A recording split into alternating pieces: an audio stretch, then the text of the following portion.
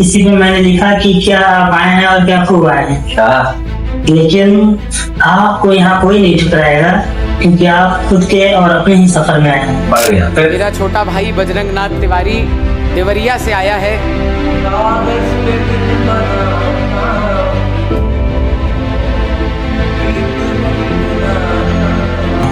फिर ऐसे ही एक सफर शुरू हुआ वकालत और शायरी का। रेलगाड़ी का सफर है और दरख्त है जिससे मिलने के खातिर मैं जंक्शन पे उतरा हूं। जिससे मिलने के खातिर मैं जंक्शन पर उतरा हूं, वो ही ना मिले तो फिर पूरा शहर दरख्त है। कहा था उसने कि बिछड़ेंगे तो मर जाएंगे, दिखा जिंदा तो दिल में जोर से उठी परेशानी। घर से उनकी वकालत ही घर से चल रही है, वकालत से घर नहीं चल रहा है। विवाह के बाद जो मतभेद हो रहे हैं वो काफी बड़ा है, तो मैंने उस पर लिखा कि हम दोनों के बीच आ जाती है दुनिया, ये करके क्या पा जाती है दुनिया, और मुझको अच्छा लड़का नहीं बनना दोस्त, अच्छे लड़कों को खा जाती है दुनिया। जी क्या बात है। गोल घर में माँ की गोदी छोड़ आए हैं और देवरिया में हनुमान मंदिर से एक सीधी रोड जाती है। देवरिया में हनुमान मंदिर से एक सीधी रोड जाती है, उसी उमा नगर में अपना दिल छोड़ आए हैं। 5 महीने में 90,000 फॉलोअर, जी बहुत बड़ी बात है। लेकिन मेहनत जबी है पुरानी है। यही मैं कहता हूँ कि एक स्वयं भैया का शेर है कि मिट्टी की चमक है न लगीने की चमक है, जी हिम्मत से सीना तान के जीने की चमक है, और पुरखों से विरासत में हमें कुछ नहीं मिला, जो दिख रही है खून पसीने की चमक है। तो लोगों को लग रहा है कि 4 महीने में चीजें हो गई। एक लंबा सफर है। 2016 आप इलाहाबाद को छोड़ देते हैं, इलाहाबाद आपको कभी नहीं छोड़ता है, दबाने की कोशिश कर रहा होता है। तो ऐसा नहीं कि हम उससे डर रहे हैं, हम जवाब दे सकते हैं। और इसमें मैंने एक शेर कहा कि जी चाहता है जमीन पे आसमान खींच दूं, दरो दीवार पर उसके निशान खींच दूं, और ये मेरी मर्जी है, सुन रहा हूँ बेअदबी आपकी, अपनी पे आऊं तो हलक से जबान खींच दूं। अरे वाह क्या बात है।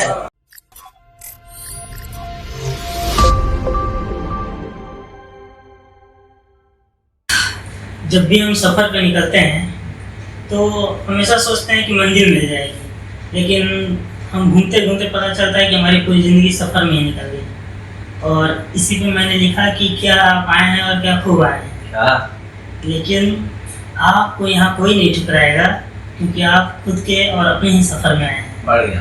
तो सर हमने आप ही के अंदाज में आपका स्वागत किया है। तो सर पहला ही सवाल आप कुछ अपने बारे में बताइए। मेरा नाम बजरंग नाथ तिवारी है, जी रहने वाला मैं देवरिया का हूँ, वर्तमान में इलाहाबाद हाईकोर्ट का अधिवक्ता हूँ, और इंस्टाग्राम पे लोग मुझे शायर एडवोकेट के नाम से जानते हैं। शायर एडवोकेट जी।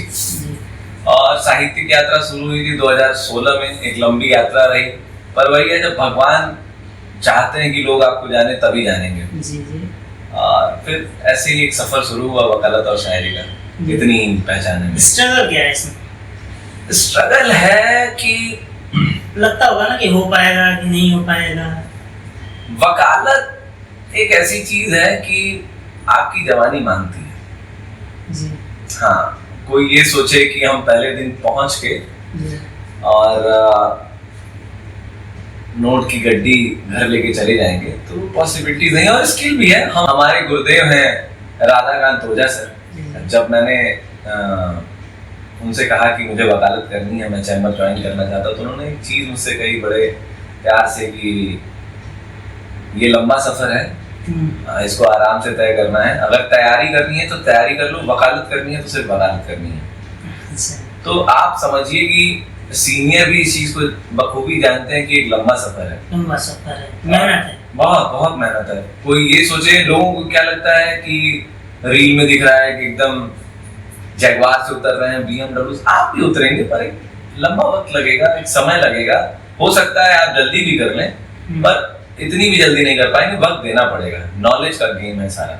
लेकिन जो नए एडवोकेट्स आ रहे हैं ना, जो फर्स्ट जनरेशन लगा रहे खास करके, उनको सर्वाइवल के लिए तो दिक्कत हो रही है ना। गवर्नमेंट को क्या इनिशिएटिव लेना चाहिए इसको लेके?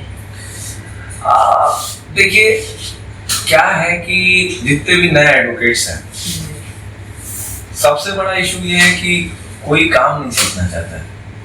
ठीक है। दूसरी चीज है, गवर्नमेंट पे हर बात नहीं डाल सकते हैं। आपने एजुकेशन करी, आपने सारी चीजें करी, हर चीज के लिए गवर्नमेंट को ब्लेम कर देना। कई सारे फर्स्ट जनरेशन लॉयर हैं जो बहुत अच्छा कर रहे हैं, वो मैं खुद फर्स्ट जनरेशन लॉयर हूँ। तो आप ये समझिए कि गवर्नमेंट को थोड़ा बहुत ध्यान देना चाहिए, पर इतने एडवोकेट्स हैं, आप सोचिए, नंबर है, कर ठेकेदारी रहे हैं, कर वो बालू का टेंडर ले रहे हैं, कंस्ट्रक्शन ले रहे हैं किसी सड़क का, अधिवक्ता बस नाम के लिए हैं। वो तो कितने लोगों को एक अधिवक्ता निधि आप दिला पाएंगे, वो भी एक विषय है ना। जेन्युइन लोगों को ढूंढना बहुत मुश्किल हो जाएगा। नहीं, जेन्युइन लोगों को ढूंढना, अब इसमें आप ये समझिए कि जब श्री राधाकांत ओझा सर अध्यक्ष रहे तो उन्होंने अधिवक्ता निधि लाई। आप जो एफिडेविट कराते हैं उसमें सीधे आपके अकाउंट में पैसे आते हैं। तो कुछ इनिशिएटिव हमारे सीनियर्स ले रहे हैं, ऐसा नहीं है। पर अब वही है कि जो रेगुलर आएगा वही, तो आपके 5 केसेस होने चाहिए साल के, वो होने भी तो चाहिए। पर आप एक दुकान खोल के बैठे हैं, आप कंस्ट्रक्शन कंपनी चला रहे हैं, आप लैंड में इन्वेस्टमेंट है, नहीं, आप बस एक अधिवक्ता अपनी गाड़ी पे लिखवा लिया है कि सुरक्षित महसूस करें खुद को और बढ़िया गाड़ी में हूटर बजाते हुए चलें। तो इसमें आप क्या कर लेंगे, वो चीज है। तो सर अगर हम किसी चीज को मोड़ के देखें, घुमा करके, तो ऐसे नहीं है कि कुछ ऐसे भी लोग हैं जो सच में मेहनत कर रहे हैं, पैसे नहीं है उनके पास। देखिए, 3 तरह के अधिवक्ता हैं। एक एकदम टॉप पे है, ठीक है, जिसमें सीनियर एडवोकेट्स और बाकी सारे लोग आके, मैं नाम नहीं लूंगा किसी का। दूसरे हैं जिनका ओके है कि ठीक है, चल रहा है, अच्छा चल रहा है, ठीक है, कोई बात नहीं। एक है जो एकदम, और इसमें 50% लोग हैं जो एकदम नीचे तबके के हैं, कि रोज आ रहे हैं, फ्यूल कंजम्पशन अपना यूज कर रहे हैं, क्या खाना है उनको नहीं पता है, घर से उनकी वकालत ही घर से चल रही है, वकालत से घर नहीं चल रहा है, उनका वकालत जो है वो घर के पैसे से चल रहा है। और मेहनत का काम तो है ही, एक लंबा वक्त लेगा, तो आपको ये सब चीजें सहनी पड़ेंगी, और वकालत आसान काम है नहीं। तो और मेरा मानना ये भी है कि खूबसूरत चीजें वक्त लेती हैं। अच्छा, वकील जब फीस लेता है तो सारी चीजें जोड़ के लेता होगा। हाँ, बिल्कुल। नहीं, एक और चीज है इसमें, मैं आपको थोड़ा सा इंटरप्ट करूंगा, ये कि वकील लोग ये सोचते हैं कि इतना फीस ले रहा है, इतना फीस ले रहा है, कोई ये नहीं सोचता है कि कितनी किताबें उसको पढ़नी पड़ेंगी, कितने क्लॉज उसमें से निकालने पड़ेंगे। और फिर वो भी एक चीज है कि एक लंबा सफर जब आदमी तय करके आता है ना, इतना पढ़ के और इतनी सारी चीजें करके, अब तो इंटरव्यू भी हो गया है, तो उसका जेन्युइन है, बनता है उसका उतना। पर लोगों को ये लगता है कि बहुत ज्यादा फीस लेगी, हर व्यक्ति नहीं बोल पाएगा ना, इसीलिए तो वो अधिवक्ता है। अगर कोई भी अपनी बात रख लेता, उतने टर्म्स, अगर एक एप्लीकेशन लिखने को कहते हैं भारत में, लोग कहते हैं कि गवर्नमेंट और दुनिया भर की चीजें, आपको सच बताऊं, बीए की डिग्रियां 50 लोगों के पास है, हिंदी में एक एप्लीकेशन लिखने को कह देंगे तो मैं आपको सच बता रहा हूं कि 80% लोग नहीं लिख पाएंगे। नहीं, ये बिल्कुल जेन्युइन। और जो लोग सही में वकालत करके आ रहे हैं वो अपने जीवन में सफल हो जाएंगे, इसकी गारंटी मैं आपको देता हूँ। अच्छा, जैसे आप वकालत करते हैं, लेकिन आप मंचों को भी शेयर करते हैं, कई सारे शायरी मंचों पर आपको देखा गया, कैसे दोनों को बैलेंस करते हैं? सबसे बड़ी बात है कि शायरी जो है वो रूह का काम है, ठीक है। और मैंने अपनी इंस्टाग्राम आईडी का नाम भी इसीलिए शायर एडवोकेट रखा, क्योंकि जो शायरी, कविता, ये सब मैं यूनिवर्सिटी में था 2016 में। लेकिन अंदाज तो अलग है ना आपका शायरी का। हाँ, एक स्टोरी को शायरी में कन्वर्ट किया जाता है जी। इसी सारा अंदाज में एक शायरी है। एक मैंने अभी कुछ इंसिडेंट घटे तो मैंने देखा कि पहाड़ से लड़कों को ढकेल दिया गया, लड़के तमाम जिम्मेदारियों के साथ लड़के जूझ रहे हैं, और इस समय आप देखेंगे कि विवाह के बाद जो मतभेद हो रहे हैं वो काफी बड़ा है। तो मैंने उस पर लिखा कि हम दोनों के बीच आ जाती है दुनिया, ये करके क्या पा जाती है दुनिया, और मुझको अच्छा लड़का नहीं बनना दोस्त, अच्छे लड़कों को खा जाती है दुनिया। जी, क्या बात है, शुक्रिया। तो बेसिकली ये है कि चैम्बर का बड़ा सपोर्ट रहता है मुझे, मेरे सीनियर का बड़ा सपोर्ट है, शिवेंदु भैया हैं, उनका बहुत सपोर्ट रहता है मुझे। आप ये समझिए कि बिना किसी के सहयोग के आप दोनों काम नहीं कर सकते। हम 10 बजे कोर्ट पहुंच गए, सारी एक केस लिस्ट आपको मिल गया, आपका अपना मुकदमा भी लगा हुआ है, तो आप सब कुछ करने के बाद 4 या 4:30 बजे खाली होंगे। फिर आप आपको वीडियो बनानी है, वो जबरदस्ती कोई नहीं करा सकता है। आपका मन होगा आप तभी कर पाएंगे। फिर आप वीडियो बनाएंगे, फिर आप उसमें कम से कम 30 से 40 मिनट लगता है। लोगों को क्या लगता है 30 सेकंड की रील है 5 मिनट में बन गई होगी। ऐसा होता नहीं है। पार्किंग में सबसे कम शोर रहता है, तो पार्किंग ही मैं चूज करता हूँ। कोई फाइल लेके जा रहा है, कोई पीछे से आ गया और बजरंग भाई, तो आप किसी को अवॉइड भी नहीं कर सकते हैं। दूसरी चीज है, आप बना के 5 साढ़े 5 तक भेजेंगे, कभी कभी 6 बज जाएगा, तो वो एडिट करेगा, फिर वो आएगा। बहुत मुश्किल है, बैलेंस कर पाना बहुत मुश्किल है, पर मुझे लगता है यही जीवन है। बैलेंस करके चलना पड़ेगा, क्योंकि हमारे पाँव का कांटा हम ही से निकलेगा। तो हम किसी और पे इंतजार तो नहीं कर सकते ना कि कोई और करेगा। क्या पता भगवान सफर से निकलेगा और हमारे पाँव का कांटा हम ही से निकलेगा। क्या पता भगवान हमारे इंतजार में हो कि हम कुछ करें। जी हाँ, कभी कभी ऐसा भी होता है ना कि किस्मत हमारी ही वेट कर रही हो कि हम वहाँ तक पहुँचे, फिर वो हमारे साथ। अरे आप ये समझिए कि 5 महीने में 90,000 फॉलोअर, जी बहुत बड़ी बात है। इतनी मेहनत, जर्नी तो पुरानी है। जर्नी, यही मैं कहता हूँ कि एक स्वयं भैया का शेर है कि मिट्टी की चमक है न नगीने की चमक है, हिम्मत से सीना तान के जीने की चमक है, और पुरखों से विरासत में हमें कुछ नहीं मिला, जो दिख रही है खून पसीने की चमक है। तो लोगों को लग रहा है कि 4 महीने में चीजें हो गई। एक लंबा सफर है। 2016 MNIT भोपाल है, मैनिक भोपाल है, वहाँ हिंदी का सबसे बड़ा महोत्सव होता है तुरेनाथ। मैं वहाँ पार्टिसिपेट, मैंने लगभग 7-8 IIT में मैं कवि सम्मेलन में जा चुका हूँ। संतोष आनंद गीत ऋषि हैं, जिन्होंने लिखा कि प्यार का नगमा है, मौजों की रवानी है, जिंदगी और कुछ भी नहीं तेरी मेरी कहानी। उनके साथ मैंने लगभग 7-8 मंच साझा किए। रजन प्रियांशु भैया हैं। तो एक लंबा दौर है, लेकिन लोगों की नजर जब पड़ती है तभी पड़ती है। लोगों को लगता है कि अचानक कुछ नहीं होता है। एक प्रोसेस है हर चीज। ओवरनाइट सक्सेस नाम की कोई चीज ही नहीं है। बहुत पुरानी मेहनत होती है, लेकिन लोगों को आज देती है तो मुझे लगता है ओवरनाइट सक्सेस। ओवरनाइट सक्सेस जिसको भी मिली है वो लॉन्ग टर्म नहीं रही है। जी आप ये देखिएगा। और कोई, मैं तो ये कहता हूँ कि आप कुछ भी, आप अगर वकालती कर रहे हैं, आप रोज कोर्ट आ रहे हैं जा रहे हैं, तो आपको लग रहा है कुछ नहीं हो रहा है, पर आप कम से कम कोर्ट वॉच कर रहे हैं, आपको डिस्प्ले पढ़ना आ गया है, आप पास ओवर लेना सीख गए हैं, आप करेक्शन एप्लीकेशन करा रहे हैं। वो भी दिन आएगा जब डाइस पे आप होंगे, आप आर्ग्यूमेंट कर रहे होंगे। लेकिन हर चीज का एक प्रोसेस है। हम सीधे छत पे तो नहीं जा सकते है ना, सीढ़ियां तो अपने हिसाब से ही लेके चलनी पड़ेगी। तो यही है, कोई भी चीज आपको, आप किसी भी चीज की प्रैक्टिस में तो वो खराब नहीं आएगा। प्रैक्टिस करते रहिए, बस अपना वक्त आना है, जिस दिन आ जाए। अच्छा, कोई चीज याद करना कितना मुश्किल है यार, और ये हमारे लिए पॉजिटिव है या नेगेटिव भी है? कोई चीज याद करना वो तो सबकी अपनी अपनी मेमोरी है। और दूसरी चीज ये है कि हम लोग तो क्या है कि बचपन में, मैंने इसलिए पूछा कि आप प्यार मोहब्बत और बहुत सारी शायरियां लिखते हैं। मैं इसमें यही कहूंगा कि हमारा जो मतलब एक चीज होती है परवरिश, जी हमारी माता जी का हमारे जीवन में बहुत बड़ा योगदान रहा। क्योंकि आप ये समझिए कि सुबह 4 बजे ठंड में भी हम 3 भाई और 3 बहन हैं, ठीक है, तो उनको 4 बजे उठा के नहलाना, और बाकी हमारे ट्यूशन के सर आ जाया करते थे 4:30 पे।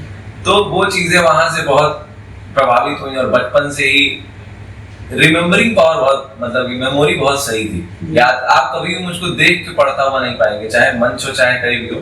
मैं वीडियोस में भी आप देखेंगे तो मैं ऐसे ही बोलता हूँ, कोई स्क्रिप्ट नहीं है, कुछ नहीं है, बस शेर लिखा हुआ है अपना, और वो भी लोगों को लगता है आपका लिखा हुआ है, सब पहले के शेर है और सब अब आ रहे हैं। तो उसमें ये है कि परवरिश आपकी कैसी हुई है वो बड़ा मैटर रखता है कि कैसे क्या करना है।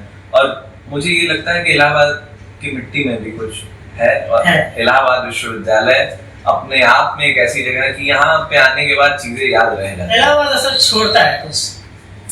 एक कहीं तो मैंने पढ़ा था या कहीं लिखा हुआ था कि आप इलाहाबाद को छोड़ देते हैं, इलाहाबाद आपको कभी नहीं छोड़ता जी। हाँ, आपके पीछे पड़ा रहता है, आपके पीछे पड़ा रहता है। मुझे तो ये लगता है कि इलाहाबाद एक शहर नहीं है, स्वर्ग अगर कहीं है तो इलाहाबाद में, क्योंकि मेरा होम टाउन देवरिया है, और मैं लगभग आधे से ज्यादा भारत घूम चुका हूँ। इतना प्यारा, इतना अच्छा, इतना शांत, मतलब आप ये समझिए कि आप दुनिया के किसी शहर में चले जाइए, अगर 2 लोगों का खाना बना है तो 3 लोग खा लेंगे, 4 लोग खा लेंगे। पर यहाँ हॉस्टल्स में ये है कि अगर खाना बना हुआ है और 10 लोग भी आ गए थोड़ा थोड़ा सब खा लेंगे, और ये दिल्ली में नहीं हो सकता है, ये केवल इलाहाबाद में पॉसिबल है। ये केवल इलाहाबाद में हो सकता है। जब मैंने सेकंड पॉडकास्ट किया था अरुण शुक्ला जी के साथ, जी। उन्होंने भी सेम लाइन बोली थी। ये सच है ना, क्योंकि हमने तो इसको जिया है। हमारे एक मित्र हैं, वो खाना बनाते थे, हम लोग एकदम सटीक टाइमिंग थी 1 बजे की, ये 1 बजे भाई साहब खाना पीसीपी एनेक्सी में रहते थे वो, तो ये था कि खाना बन रहा है और हम लोग को पता रहता था कब कहाँ क्या होना है। हम लोग अपना मेडुअल हिस्ट्री की क्लास करके निकल लिए और एकदम टाइम घड़ी देख रहे हैं कि 1 बजने वाला। आप सोचिए कि कितने लोग का खाना वो बनाते होंगे। 2 से वो जानते थे कि 1 आदमी बढ़ जाएगा तो 3 लोग का खाना, एक मेरा, एक अपना, एक और हमारे मित्र थे उनका, सौरभ। हम लोग 10-10 लोग खाए हैं, आप समझिए जी। तो ये दिल्ली के कमरों में नहीं हो सकता है। वहां तो व्यक्ति पता चला कि किसी हादसे का शिकार हो गया तो 10 दिन बाद लोगों को पता चल रहा है। मर गई है, बिल्कुल सही। तो ये इलाहाबाद जगह नहीं है, फिर मैं कहूंगा इलाहाबाद प्रेम है, इलाहाबाद आत्मा है, इलाहाबाद सुकून है। इलाहाबाद के लिए आप क्या कहेंगे? Allahabad out of the box है। अच्छा, आपने कई बार एक चीजें देखी होंगी कि जो युवा है उनके अंदर जो गाने हैं, वीडियो वगैरह देख के कानून को तोड़ने की बड़ी ललक आ गई है। इन कानून को पालन करें, जेल की कैसी स्थिति होती है? अगर ये सारी चीजें बताएं तो शायद हमारे युवा जो है आपको सुन रहे हैं वो डरे। मैं अक्सर रील देखता हूँ कि सिस्टम, सरकार हाथ में, ये वो दुनिया भर की चीजें चल रही हैं। मैं आपको सच बताऊं, जिस दिन उनके घर का कोई व्यक्ति जेल में चला जाएगा, सारे गुंडे सब रीलबाजी तक है, यकीन मानिए कि आपका घर बिक जाएगा। आप इतने परेशान हो जाएंगे कि आपको, मतलब आपके माता पिता रोकर किसी का पैर छू रहे होंगे, कहीं से पैसे अरेंज कर रहे होंगे, हो सकता है कि आपको हाईकोर्ट से भी बेल ना मिले। तो ये सब ना सिर्फ एक दिन, मैं तो कहता हूँ जेल विजिट कर आना चाहिए। जिस भी आदमी को ये गुंडाई और इन सब चीजों का शौक हो, वो एक बार जेल विजिट हुआ है।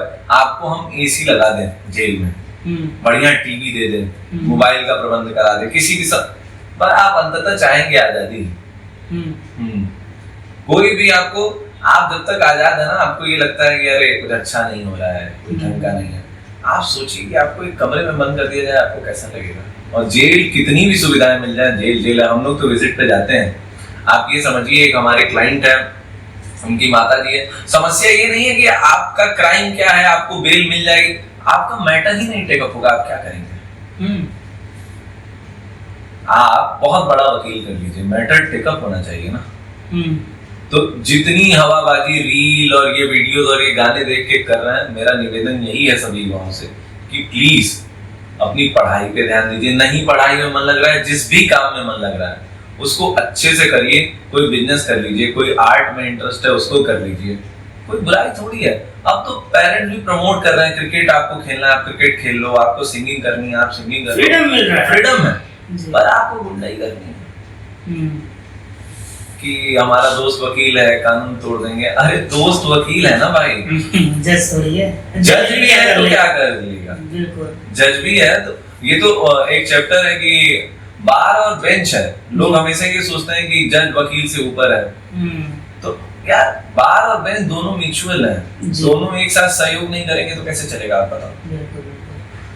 तो रिस्पेक्ट दोनों लोगों की। आप देखिए, इसीलिए जब भी कोई ऑर्डर लिखाता है तो लर्नेड काउंसिल, जी जी, कभी आपने देखी है किसी जज ने आपको कुछ बोल दिया हो, अनटिल एंड अनलेस आपने कोई गलत चीज ना की हो, तो यार वो अपनी जगह पे सही है, आप अपनी जगह पे सही है, तो दोनों म्यूचुअल रिस्पेक्ट से ही चल रहा है।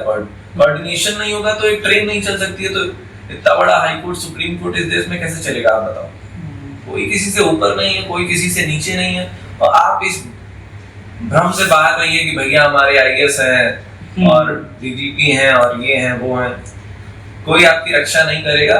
आप सही मार्ग पे रहिए, वो सबसे ज्यादा जरूरी है। आचरण ऐसा बनाइए कि लोग आपके स्वभाव से प्रसन्न हो, प्रभाव से नहीं।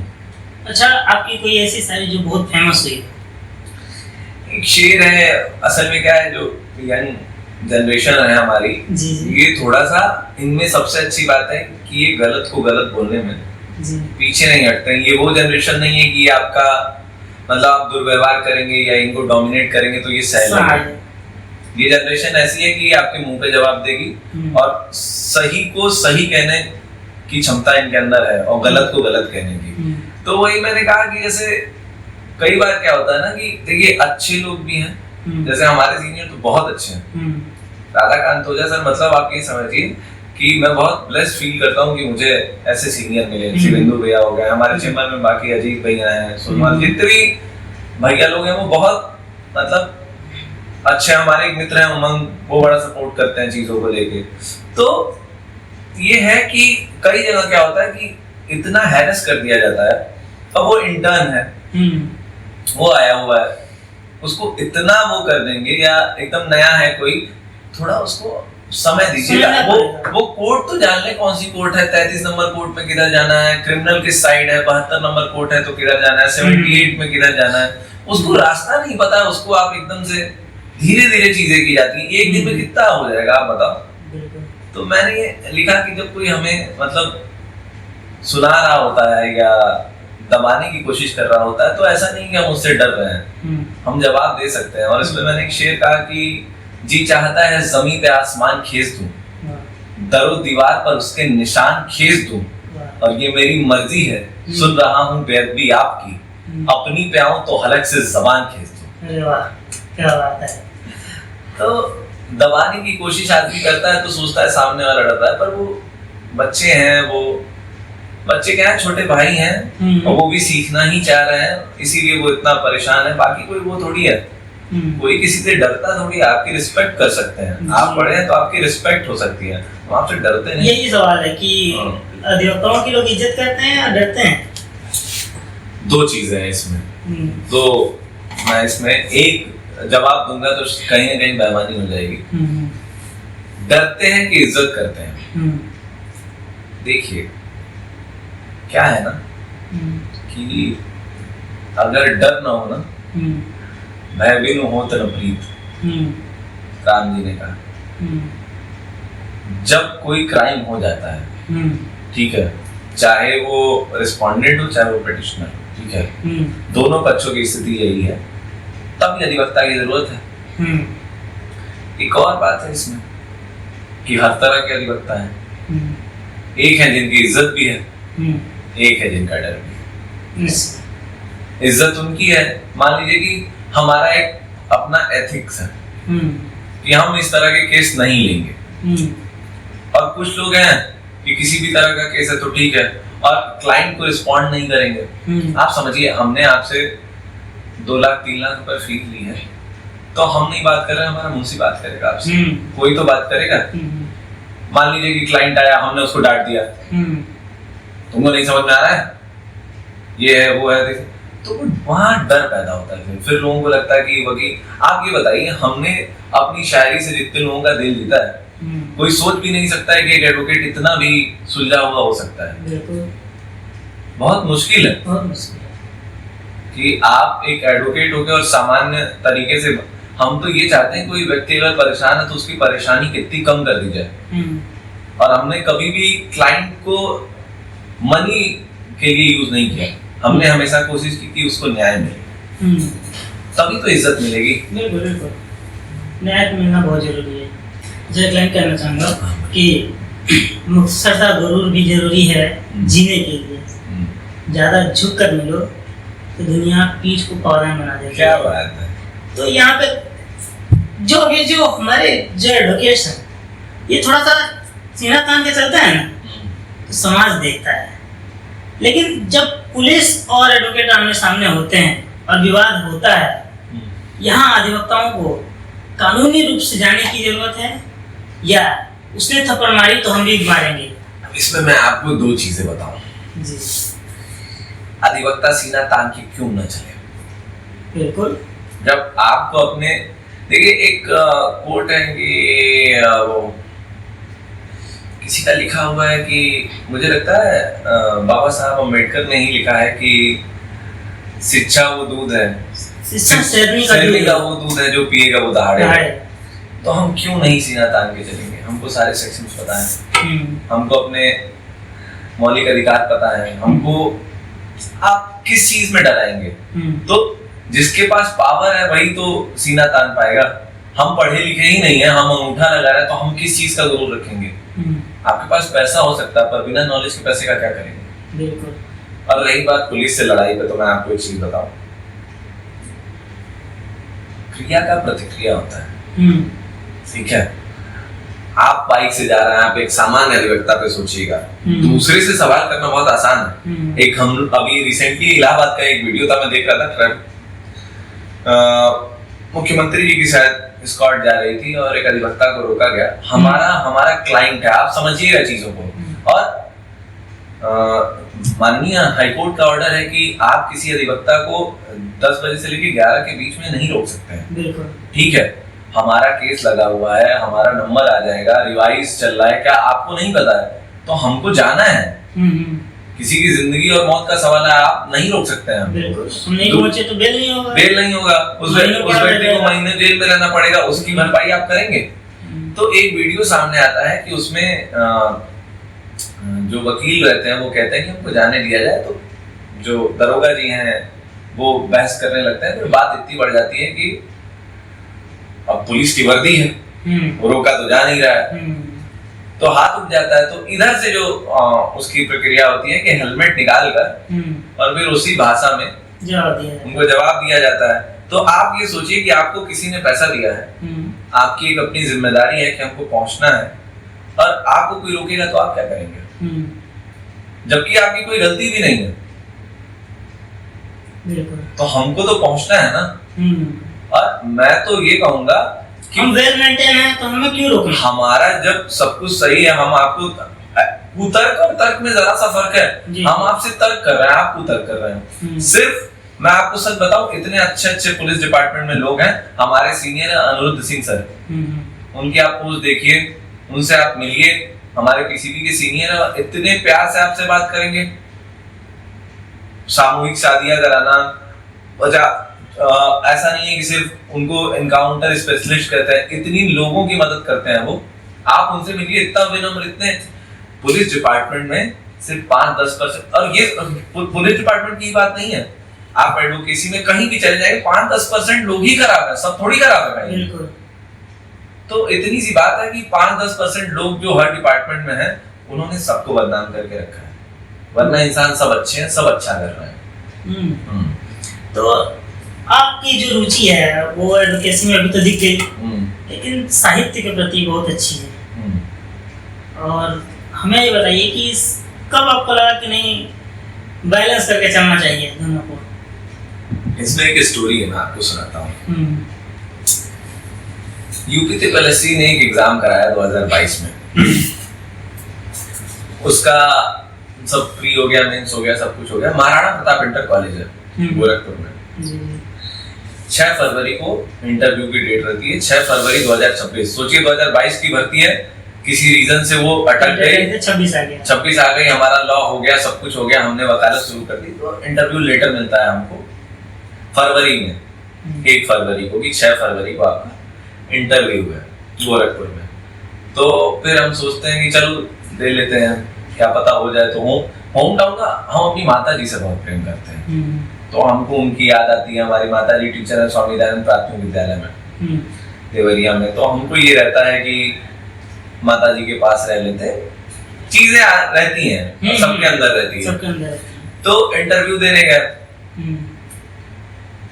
नहीं हुआ, ठीक है। और 14 को रिजल्ट आया, 15 को हिंदुस्तानी एकेडमी में एक कवि सम्मेलन था। हम मंच पे पढ़ के उतरे, हमारे साथ एक बड़े भाई हैं विशु भैया, विशु त्रिपाठी, गोरखपुर के ही हैं। तो उन्होंने कहा यार बजरंग तुम बहुत अच्छा लिखते हो, तुम इंस्टाग्राम पे हो, रील डालते हो। हमने कहा भैया हम तो ये सब करते नहीं है, हमको अच्छा भी नहीं लगता है। उन्होंने कहा यार पूरी दुनिया डिजिटल हो रही है और इंस्टाग्राम टीवी से बड़ा हो गया है, तो इस चीज को समझो। तो फिर उन्होंने ही मतलब कहा, और 16 तारीख को पहली रील मैंने डाली, 1.5 लाख पार हो गई पहली रील, और उसके बाद जो हुआ वो आप देख ही रहे हैं। तो वहां से चीजें चली, और आपको सच बताऊं साहित्य से अच्छा कुछ नहीं, खुद को सुकून देता है, रूह की चीज है जी। मतलब एक होता है कि जीवन जीने के लिए आप वकालत कर रहे हैं, और खुद को जीवित रखने के लिए आप शायरी कर रहे हैं, इतनी सी बात है। अच्छा, एक चीज मैं पूछूंगा कि अपने डाउनफॉल में जब हर इंसान का हमेशा पीक पे नहीं होता है, उस समय क्या करते हैं?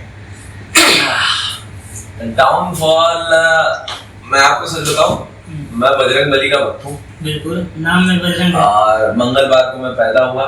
हम्म, मेरी माता जी उस टाइम एक सीरियल आता था दूरदर्शन पे, जय जय जय बजरंग बली।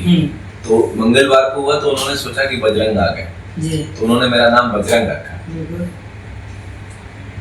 उसके बाद क्या हुआ कि मैं धीरे धीरे बड़ा चंचल रहा हूँ शुरू से ही, जिस स्कूल में भी रहा, जहाँ भी रहा, शुरू से ही मेरा कल्चरल में बड़ा मन लगता था, गाना गाना ये सब चीजें।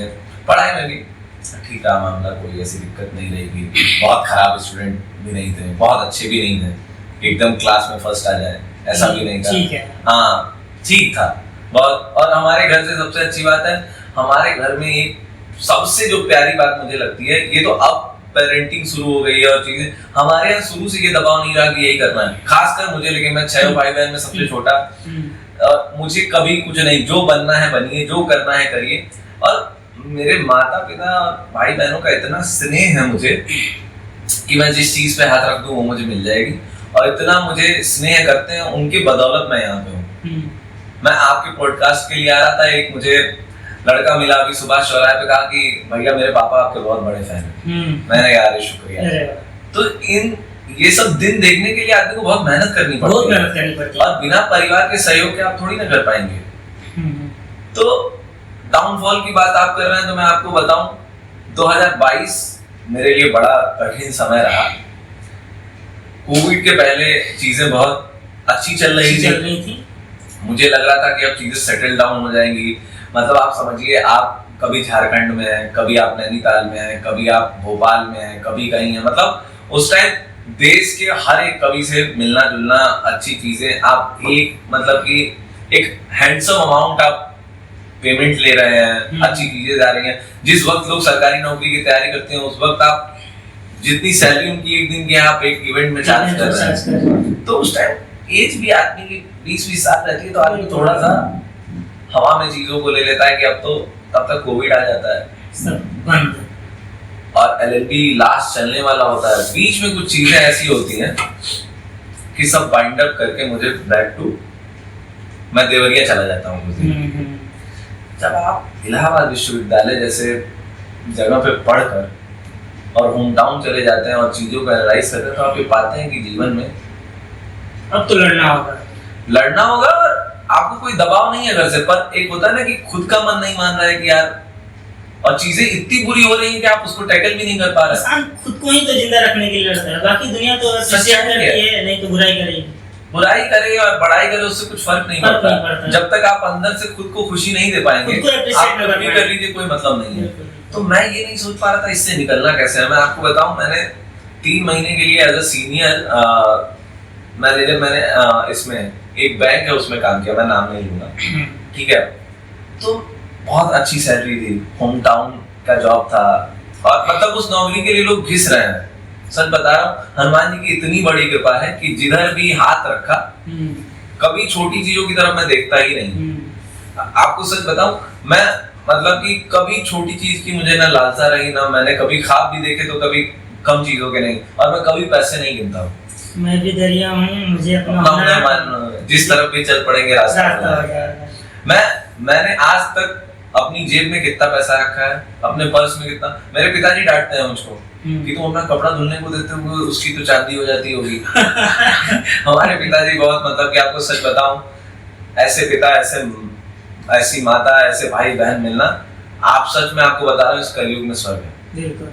मेरे पिताजी, मतलब मैं घर जाता हूँ तो मेरी जेब में क्या है, कैसा है, उसको धोबी को धुलने देना है कि कब कहाँ प्रेस होने जाएगा, सब उनके दुकान फिक्स है, और मुझे कुछ नहीं करना, मुझे बस जाना है घर। सब मेरा धुल के आ जाएगा, सब प्रेस हो जाएगा, सब चीजें, और मेरी जेब में पैसे रहेंगे, हर पैंट में पैसे रहेंगे, हर शर्ट में पैसे हैं, और वो खूब डांटते हैं। तो आप ये समझिए, उन दिनों मुझे नहीं समझ में आ रहा था। मैंने 3 महीने नौकरी की, और आप ये समझिए कि इतनी अच्छी सैलरी थी कि कोई और व्यक्ति रहता तो होम टाउन में सेटल हो जाता, वहीं पे अपना करता। फिर ये हुआ कि हमारे एक मित्र हैं, उनका बहुत मतलब कि योगदान है जीवन में। अभिषेक सिंह नाम है, डिलॉयट कंपनी में है इस समय। उनसे मैंने बात की, क्या भाई साहब नौकरी में अब जी तो लग नहीं रहा है, एक तो हिंदी साहित्य का विद्यार्थी, ऊपर से लॉ, इतनी डिग्री है मेरे पास। मैं प्रयाग संगीत समिति से प्रभाकर भी मैंने किया हुआ है। अच्छा। मतलब कल्चरल चीजों भी मैंने कुछ भी नहीं छोड़ी। तो मैं अब इतना, आप जब पढ़ लेते हैं तो आपका मन नहीं लगेगा जब आपकी हिसाब की चीजें नहीं होंगी। मैंने उनसे कहा कि अभिषेक यार हो नहीं रहा है।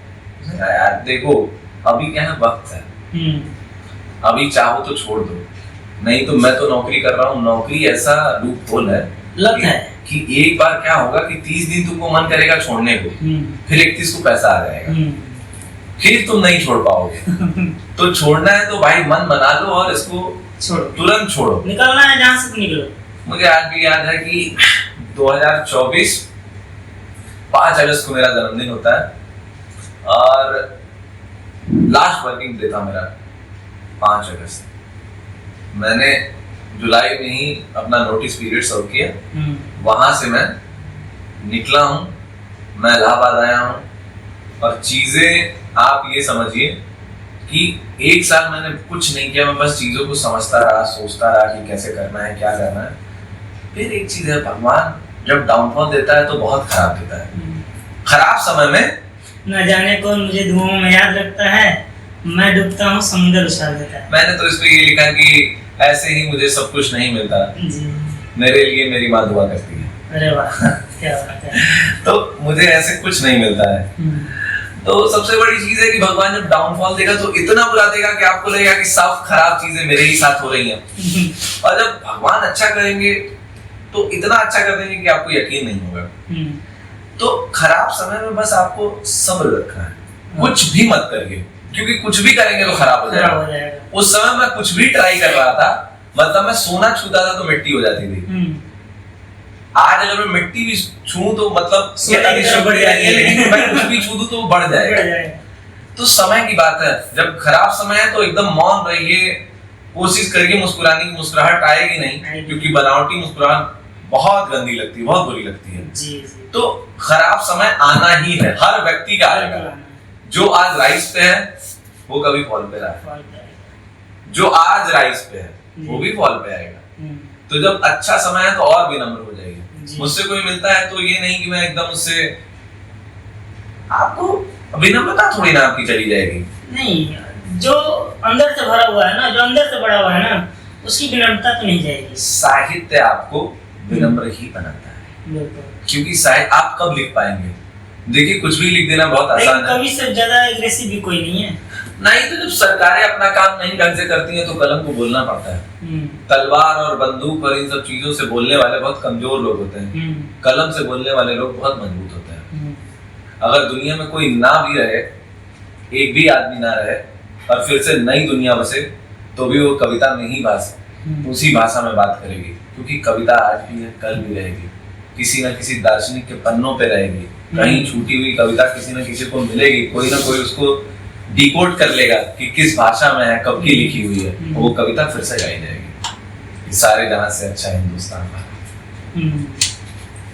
तो कविता कभी नहीं मरती है और डाउनफॉल आएगा ही आएगा, ये तय है। तो इसके लिए तैयार रहना चाहिए हर आदमी को। गिरना भी जरूरी है, औकात का पता चलता है। बढ़ते हैं जब हाथ उठाने को तो अपनों का पता चलता है।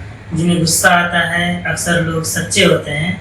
मैंने तो झूठों को दिन रात मुस्कुराते और सीख रहा हूँ इंसानों का पढ़ने का हुनर।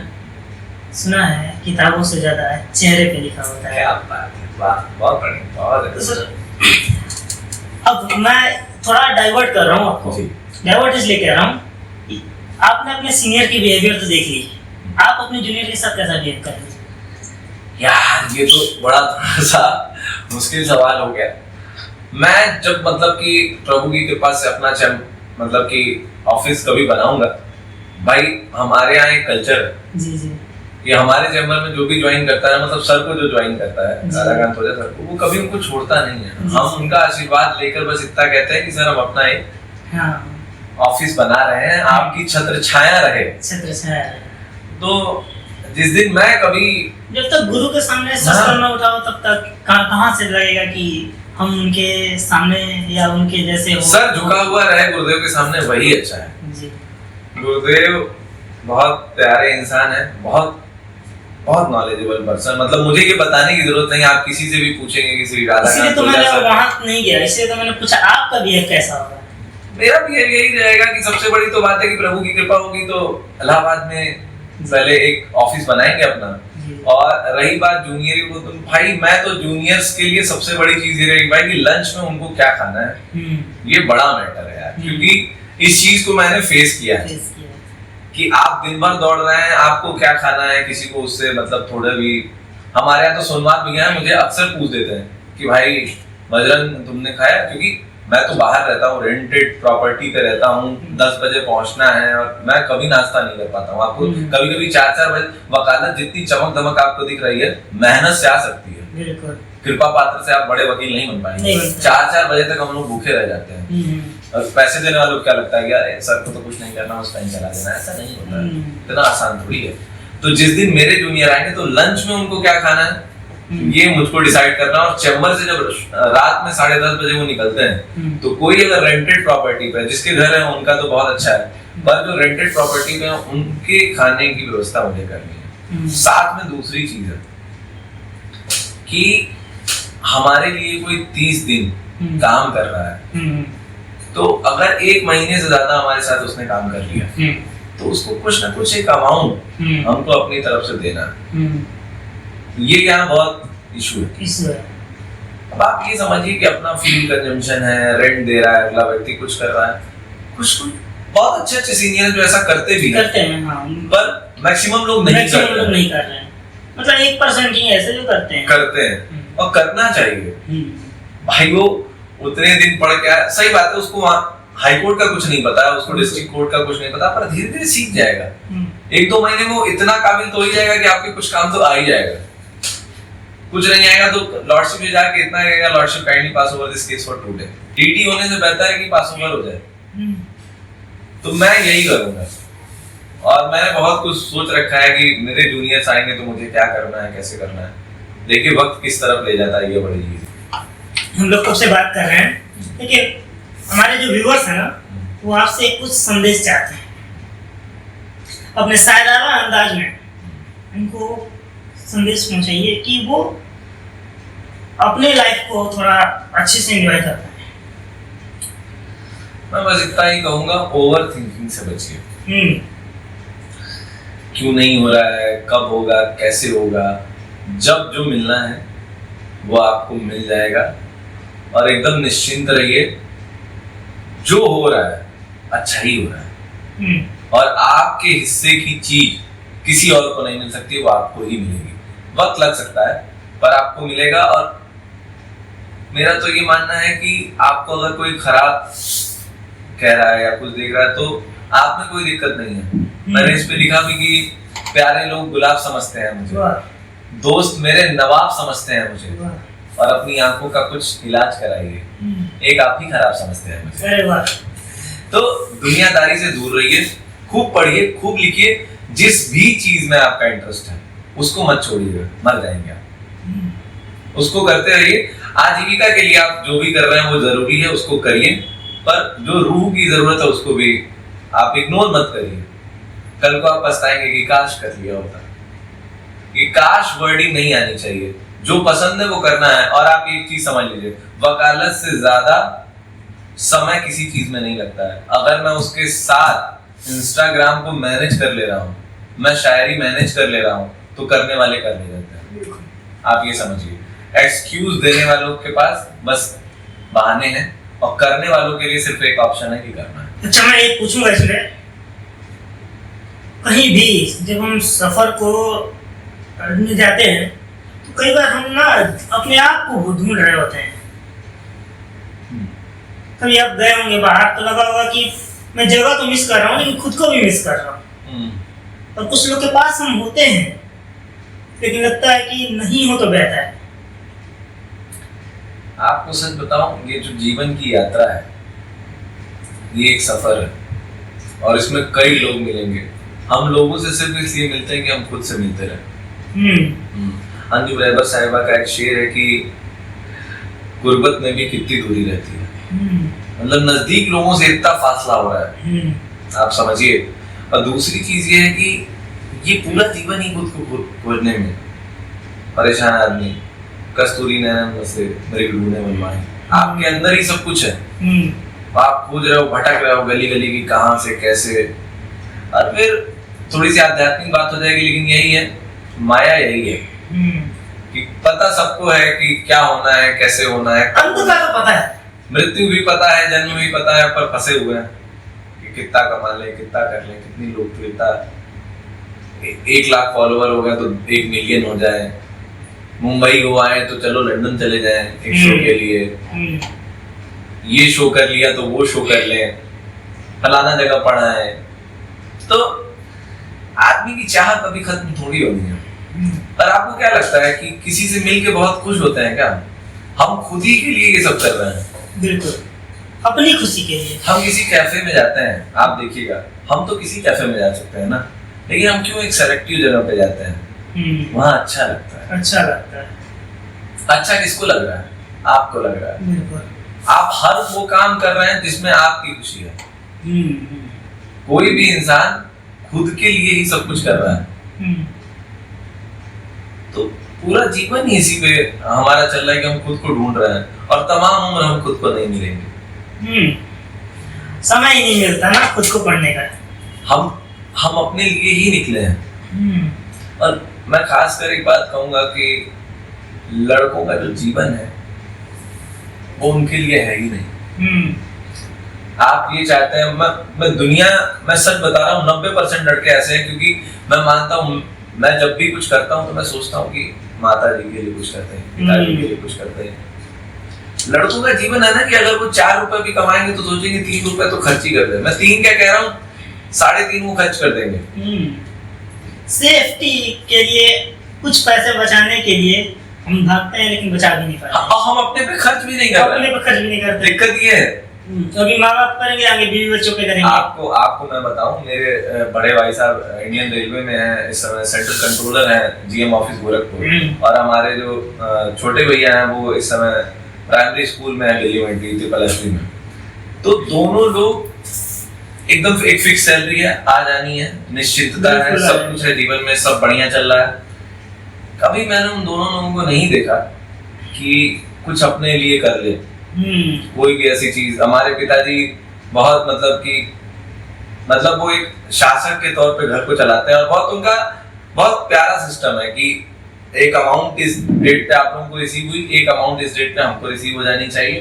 तो बहुत, लेकिन आप सोचिए कि जिस व्यक्ति की सैलरी 1 लाख से ऊपर है, वो उस व्यक्ति को मैंने देखा नहीं कि पिछले 1 साल 2 साल में अपने लिए कुछ खरीदे। और मैं दोनों लोग की बात कर रहा हूँ, बल्कि इस मामले में मैं बहुत अलग हूँ। मैं छोटा हूँ, मुझे कुछ कहना भी नहीं पड़ता है। मैंने तो मतलब कोई लिंक ग्रुप में डाल दिया कि ये शर्ट बड़ी अच्छी लग रही है तो ऑर्डर हो जाएगा। हमें कुछ दिमाग ही नहीं लगाना अपने लिए। हमारा शूज फोटो, हमारी एक बहन है, उनका क्या है कि वो हमारी फोटो देखती है, तो हमको फोन करेंगी, यार पुराना लग रहा है, नया भेज दूं क्या? मैं कहता हूँ अरे मैं खुद बोल दूंगा यार, आप क्यों परेशान हो रही हैं। तो ये सब है। और माता जी भी हमारी मतलब, तो आप ये समझिए कि लड़कों का जो जीवन है बहुत एक अलग तरीके का जीवन है। रक्षाबंधन आने वाला है। हाँ, बहन का कितना योगदान है?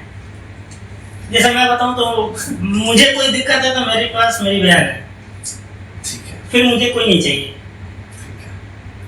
इसमें मैं मतलब कि मेरी 2 बहनें तो नाराज हो जाएंगे इस विषय में, पर मैं नाम लेना चाहूंगा। मेरी जो सबसे मतलब मुझसे बड़ी है, शिवानी तिवारी नाम है उनका। हमारा मतलब हम दोनों एक साल में मुझसे बड़ी हैं, 1 साल में उनसे छोटा हूँ। तो मतलब इतना स्नेह है मेरा उनसे कि मैं बड़ी से बड़ी समस्या में रहूं और वो मेरे साथ अगर हैं तो मैं उससे निकल जाऊंगा, मुझको इतना पता है। वो मुझको बचा लेंगी, बाकी जो होगा वो अपना देख लेंगी, समझ लेंगी। आपने कहा ना कि मुझे अगर कोई परेशानी है तो मेरे पास इस दुनिया में मेरी माँ के बाद अगर कोई मुझे समझ में आता है तो मुझे अपनी बहन, क्योंकि भैया लोग से भी कह सकते हैं, ऐसा नहीं है कि नहीं कह सकते। भैया लोग तो मुझे बहुत, लेकिन एक होता है इमोशनल कोई बात कहनी है, आप समझ रहे हो, ये नहीं है कि कुछ पहुंचानी है। हाँ, कुछ अरे बहनें बहुत प्यारी चीज होती है। मुनव्वर राना साहब का शेर है कि किसी के जख्म पर चाहत से पट्टी कौन बांधेगा, अगर बहनें नहीं होंगी तो राखी कौन बांधेगा। तो बहनों का होना बहुत जरूरी है, मैं आपको सच बता रहा हूँ। और बाकी 2 बहनें भी मेरी बहुत प्यारी हैं, पर एक होता है ना कि आपका जिससे अच्छा बॉन्ड हो जाए, क्योंकि वो रोती नहीं है, उसके साथ सबसे अच्छी बात यह है, सच बताऊं तो उसको होना चाहिए था लड़का। हाँ, काफी स्ट्रॉन्ग और वो नेचर है कि हर चीज का सॉल्व करना, चीजों को प्रॉब्लम आई तो उसको टैकल कैसे करना है, इमोशनल हो के हर चीज को नहीं सोचना है, चीजें कैसे, जैसे एक बार की बात है कि मैं एक प्रॉब्लम में फंस गया, तो मैं बड़ा मतलब मैं जल्दी रोता नहीं हूँ, मुझको रोना मतलब ठीक भी नहीं लगता है और होता भी नहीं है मुझसे। शुरू से बता दिया जाता है लड़कों को ना, लड़कों को रोना नहीं है। हाँ, तो वो हो ही नहीं पाता है। हमने फिर फोन किया हमारी बहन को कि यार ऐसा ऐसा हो गया है, हमारी मतलब हमको मानती बहुत है, पर पहले 1 घंटा क्लास लगी कि ऐसे है, ये है, हमेशा बचपना रहेगा ये, फिर बड़े प्यार से बड़े उसने उस चीज को कैसे टैकल कर लिया। मैं अभी भी सोचता हूँ, तो मैं सोचता हूँ कि वो उसकी नौकरी अभी लगी है, वो टीचर है वहाँ बिहार गवर्नमेंट में, प्राइमरी टीचर है, और उस टाइम नौकरी भी नहीं थी और मैंने मतलब कांड कर दिया था, काम मन का तो काम मैंने कर दिया था, ठीक है। इतना प्यार से स्लाइडली उसने मुझे निकाला वहां से, तो मतलब हमारी माता जी कहती है कि तुम्हारी गुरुदेव है ना सब खराब कर देगी तुम्हारा, तो हम लोग, मैं कहता हूँ मेरी गुरुदेव है, तो बहनों का होना बहुत जरूरी। रक्षाबंधन मुझे तो लगता है कि भाई क्या रक्षा करेगा बहनों की, बहनें हैं तो जीवन में आपके प्रसन्नता है और एक खट्टी मीठी जो यादें हैं, झगड़ा है। अब सभी बहनों की मेरी शादी हो गई, तो आप ये सोचिए कितनी गलत बात है कि जिनके साथ हम 24 घंटे रहते थे, आज उनसे मिलने के लिए वक्त निकालना पड़ता है। मतलब जिनके बिना हमारा दिन नहीं कटता था कि मैगी पे झगड़ा हो रहा है, हमको डोरेमोन देखना है, उनको सीरियल देखना, उस बात पे हम लड़ रहे हैं। आज टीवी पड़ा हुआ है, रिमोट है, सब कुछ है, कोई ना लड़ने वाला है ना कोई देखने वाला है। बहनों का होना, मैं सच कह रहा हूँ, बहुत सुखद अनुभव है बहन का होना। माँ के बाद अगर ममता तो किसी में है अपने भाइयों के लिए, तो सिर्फ बहनों में। और सौभाग्य से मेरा तो इतना बड़ा सौभाग्य है कि मेरे पास 3 बहनें हैं और मेरी तीनों बहनों के अंदर ममता तो है। कई बहनें ऐसी हैं जिनको भाइयों से कोई मतलब नहीं है। हाँ, सच्चाई बता रहा हूँ। और उस मतलब कि आपके पास अच्छा परिवार है, तो आप रोज भगवान को धन्यवाद दीजिए कि आपने इतने अच्छे परिवार में जन्म लिया। हम तो कहीं भी पैदा हो सकते थे, पर शिवानी दीदी ही हमारी बहन बनी। हमारी एक बहन है, अनुराधा तिवारी नाम है उनका, वो प्रॉब्लम आपका सॉल्व नहीं करेगी, वो खुद ही आपकी प्रॉब्लम में शामिल होकर रोने लगेगी। तो बहुत प्यारी है, बहुत सीधी है वो। उनको मतलब कि वो अगर आप उनसे मान लीजिए कोई बात कह दें कि दीदी ये हो गया, अब उनका आंसू छूट पड़ेगा उत्ते पे कि यार तुम अपना ध्यान नहीं रखते हो, तुम फोटो देख लेंगे कि बहुत पतले हो गए हो, खाना नहीं खाते हो क्या टाइम से। उनकी चिंता ये सब है। तो हम उनको कोई प्रॉब्लम बताने जाएंगे तो वो रोने लगेंगी, तो हम उनको कैसे बताएं? वो प्रॉब्लम से हमको निकालेंगे क्या? वो खुद ही प्रॉब्लम में डाल देंगी, और पहले अब हम उनको चुप कराएं फिर हम अपना प्रॉब्लम सॉल्व करें। लेकिन वो बहुत प्यारी, मतलब कि आपको सच बताऊं, इतना सीधा इंसान और इतना प्यारा, मतलब आपको सच बता रहा हूँ, जीवन में कभी अगर अवसर मिला कि हम कुछ कर पाए, तो मैं सच बता रहा हूँ, उतना अच्छा इंसान मैंने अपने जीवन में नहीं देखा। अच्छा, एक चीज मैं पूछूंगा, जो हम जितने भी कंटेंट क्रिएटर है ना, उनको कभी ना कभी ये फील जरूर होता है, कोई ऐसी शायरी जिसको बोली आपने लगा कि नहीं ये तो वायरल हो जाएगा, और वही पिट गई। दुखती नस पे हाथ रख दिया आपने। आपको सच बताऊं, एकदम अच्छी जो मयारी शेर हैं वो नहीं चलते, ठीक है। उनपे 2 लाख 3 लाख व्यूज आएगा, कभी कभी तो ऐसा हो जाता है कि 1 लाख भी नहीं आता। तो मुझको इतना बुरा लगता है कि इतनी प्यारी शायरी, मतलब ये लग रहा था कि क्रॉस कर जाएगा, मिलियन तो जाना ही चाहिए, और वो नहीं गई। इतना दुख होता है, मैं आपको सच बताऊं, उसको बनाने में इतना टाइम लगा रहता है, उसकी एडिटिंग में एक टीम लगी हुई है, वो पूरा कई बार सुना। मैं कह रहा हूँ म्यूजिक का ऑडियो ज्यादा है, इसको कम कर लो, ये ऐसे कर लो, वॉइस एनहांसिंग नहीं हो रही है इसमें, ठीक से सही से काम नहीं कर रहा हो यार। तो आप उसको डांट भी रहे हैं, समझा भी रहे हो, फिर वो चले भी ना, तो फिर ये लगता है ना भाई जैसे कर रहे हो एक टाइम है, उसको अपलोड कर देना बस। तो ये है, ये तो यार, ये आपने दुखती नस पकड़ ली मेरी। ये सबके साथ है, जो आप सोचेंगे कि चल जाएगा वो पक्का नहीं चलेगा, इसकी तो गारंटी है। वही शायरी हम सुनना चाहते हैं। अब एक शेर इस पे ये है कि सब कुछ सजा सजाया तैयार मिल रहा है, दुख से ज्यादा सुख का बड़ा आकार मिल रहा है, और तुम्हारे छोड़ने के बाद फकत ये बदला है, हमको सारी दुनिया का प्यार मिल रहा है। तो यही है कि ये शेर चलना चाहिए था, अच्छा भी है, तो 1.5 लाख गया। जबकि इससे मतलब मैं ये लिखा हुआ तो मतलब अपना लिखा हुआ आदमी खुद ही इतनी बार खराब चीजें हटा देता है, इतना फिल्टर्ड करके चीजें आती हैं कि वो खुद ही नहीं डालता है ऐसी वैसी चीजें, पर लगता है कि ये वाली जानी चाहिए थी अच्छी पर नहीं गई, तो उसका आप कुछ नहीं कर सकते हैं, वो आपका काम। मैं यही कहता हूँ कि कंटेंट क्रिएशन बहुत टफ चीज है, आपको रोज सोचना है, और वो भी इसमें एक और चीज है, लिखना। बॉलीवुड की कई मूवी है जो बहुत पहले रिलीज हुई, नहीं चली, आज बाद में चल फेमस। अरे सनम तेरी कसम को आप देखिए, जब आई तो नहीं चली, उसके बाद अभी अचानक से बूस्ट कर गई, तो इसका आप कुछ नहीं कर सकते। और सबसे बड़ी बात है सिर्फ ये होता कि कंटेंट बनाना है, किसी की वॉइस पे कुछ कर देना है, डांस कर लेना है, कुछ कर लिखना, कितना ब्रेन लगेगा, कितनी पीड़ाएं समेटी जाएंगी, तब जाके कुछ लिखा जाएगा। जब आप अंदर तक पूरा भर जाते हैं तब आप लिखते हैं। तो रोज लिखना, रोज एक नई वीडियो आनी है, वो बहुत टफ काम है। मेरा एक दोस्त है बॉलीवुड का एक्टर, वो आया था यहाँ पे, उसने एक चीज कही कि हम जिंदगी भर सफर में ही रहेंगे, मुझे मंजिल चाहिए ही नहीं। क्या बात है, बहुत अच्छी बात है। मंजिल पर पहुंचकर एक ताहिर फराज साहब है, उनका इंतकाल हो गया, बहुत अच्छा लिखते थे कि घर पहुंचकर खुशी तो मिलेगी, मगर घर पहुंचकर सफर खत्म हो जाएगा। घर पहुंचकर खुशी तो सबको मिलनी है, पर सफर तो खत्म हो गया ना। मजा मंजिल का है ही नहीं, मजा रास्तों का है। और हम लड़के हैं, हम गांव से निकलते हैं और गांव की तरफ भी देखते रहते हैं। यार अब गांव से वही वाली बात हो गई कि गांव में आदमी कब निकला, और अब हमको पता है कि हम मृत्यु तक गांव नहीं लौटेंगे।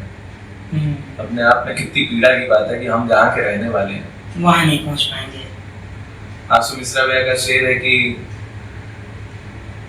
जहां से आ गए हैं उस जहां की याद आती है, हम रियासरों को साहिबा की याद आती है, अब इस अजनबी शहर में किसे जाकर बताएं हम कहाँ के रहने वाले हैं, कहाँ की याद आती है। वाह, युवाओं को क्या संदेश देंगे आप? युवाओं को सबसे बड़ी चीज है कि अभी मैंने एक प्रोटेस्ट देखा जहाँ बहुत सारी चीजें हुई, छात्रों ने अपनी बात बहुत अच्छे से रखी उसमें।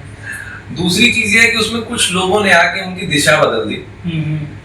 ये जनरेशन सबसे अच्छी बात ये है कि अपनी बात कह लेता है, पर मेरा मानना ये है कि आप विरोध करिए, विरोध पॉजिटिव वे में भी हो सकता है, बिल्कुल जरूरी नहीं है कि हम चीजों को, ठीक है, गांधी जी ने भी विरोध किया, कितना आराम से विरोध किया। हर चीज का एक तरीका होता है, तो आप गलत और सही में बस सिर्फ एक लाइन का डिस्टेंस है, आपने उस रेखा को पार कर लिया तो आप गलत हो जाएंगे, और उसके पीछे हैं तो आप सही हैं। तो आप समझिए, आजकल तो विरोध करना और भी आसान है, फेसबुक है, इंस्टा है, दुनिया भर की चीजें हैं, आपकी चीजें ट्रेंड करने लगेगी तो सरकारें हिल जाएंगी। और जितने भी बड़े आंदोलन हुए सब सोशल मीडिया की वजह से हुए। अन्ना आंदोलन जब हुआ तो उसने न्यूज चैनल से जो चीजें हुई, सोशल मीडिया पे इतनी बात उसकी होगी कि सरकारें कर दें। कोई भी आंदोलन आज के समय में सोशल मीडिया से बड़ा और छोटा बनता है, आप ये जान जाइए। तो युवाओं को एक ही संदेश है, खूब मन लगा के पढ़िए, प्रसन्न रहिए, चीजें अपने समय पे होंगी, और जिसमें दिल कर रहा है उसको करते रहिए। दस्तक दरवाजों पे देना जरूरी है, दरवाजे एक दिन खुल जाएंगे। वकील तो यही करता है, जब तक खुल न जाए कहाँ शांत रहने वाला। अरे जीतन मांझी मूवी में भी तो एक वो रहा है कि जब तक तोड़ेंगे नहीं तब तक छोड़ेंगे। तो इसी बात है, आप दस्तक देते रहिए, दरवाजे खुलते हैं, क्योंकि मैंने करके देखा है दरवाजे खुलते हैं और दरवाजे खुलेंगे, ये तय बात है। चलिए आखिरी में मैं अपने लिए एक सवाल पूछ लेता हूँ, कैसा लगा? बहुत प्यारा लगा आपका जब मेल मुझे मिला, तो मैं यही सोच रहा था कि कैसे क्या करेंगे, कैसे, और इतना सबसे बड़ी चीज है कि इस समय नहीं रहते, समय का इतना अभाव है, समय नहीं रहता है। दूसरी चीज है कि हर दिन किसी, आप ये मान के चलिए कि एक हफ्ता है तो उसमें 3 ही दिन आप इलाहाबाद हैं, आप कहीं मुंबई है, नागपुर है, लखनऊ है, तो उसमें समय निकालना, और फिर हमारी पहले कभी मुलाकात भी नहीं हुई थी, बस एक छोटा सा परिचय निकला, फिर आपसे बातचीत हुई। तो ये है कि कुछ सफर में जो लोग मिलते हैं वो हमेशा के लिए याद रहते हैं, और ये मुलाकात वैसी ही है। Sir, thank you sir. शुक्रिया।